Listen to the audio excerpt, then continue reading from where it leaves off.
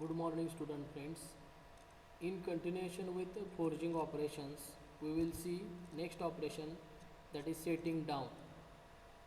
This is the operation unlike a drawing down operation, but drawing down operation is the operation of reducing the thickness or the cross section area and proportionately increasing its length.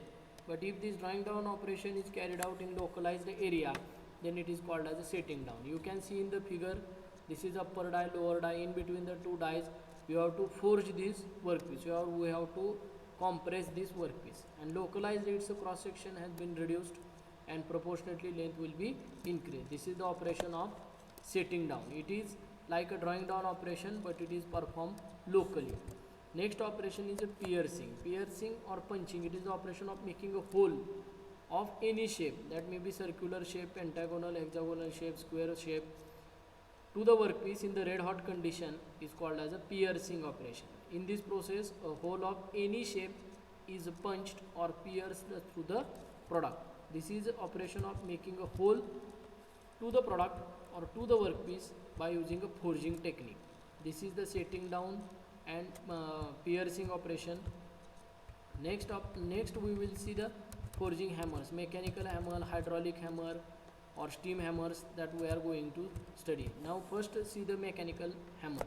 By using mechanical power, means piston cylinder arrangement, we have to lift this ram in the upward or we have to drop this ram in the downward direction. If this activity is done by the mechanical means, then it is called as a mechanical bored hammer.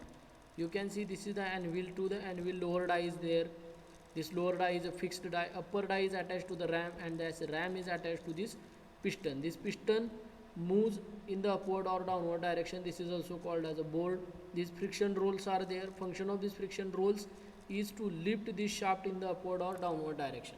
This is the mechanical hammer, and motion of this piston is performed by using mechanical power transmission system, that may be the shafts, gears, pulleys. All these are the mechanical means. This is mechanical bored hammer. Next is a steam hammer. By using a steam, we can lift this, means suppose this is one cylinder.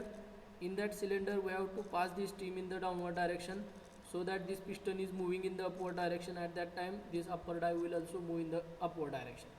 As and when I have to apply the blows of this hammer on the surface of workpiece which is in between the upper die and lower die, at that time I will pass the steam in the upward direction.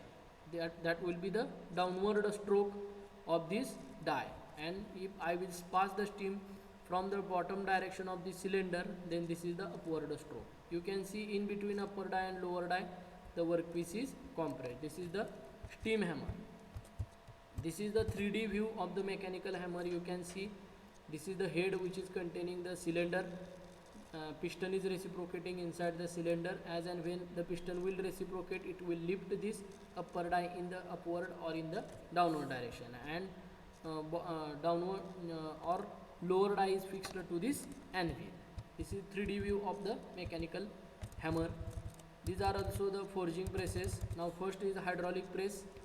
It is a slow, but it will apply the maximum force, and cost is also low. You can see fluid under pressure you have to pass from this downward direction, so that this upper die will move in the upward direction, and if the same fluid has been passed through the upward direction, then this upward die will move in the downward direction. That will be the application of the blows of the hammer.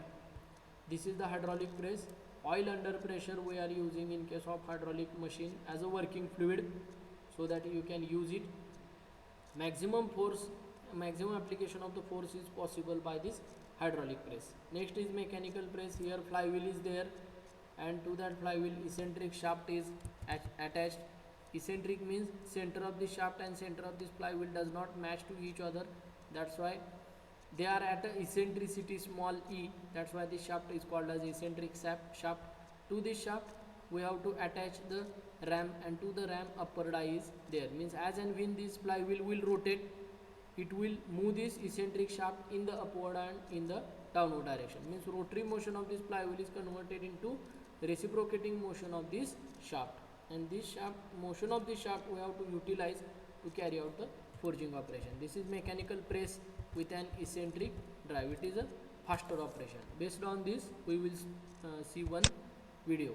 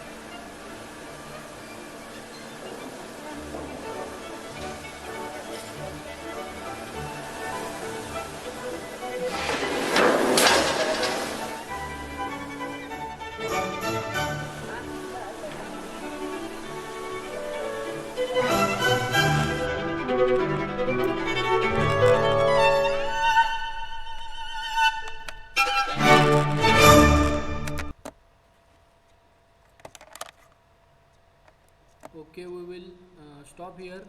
In the next video we will see next part.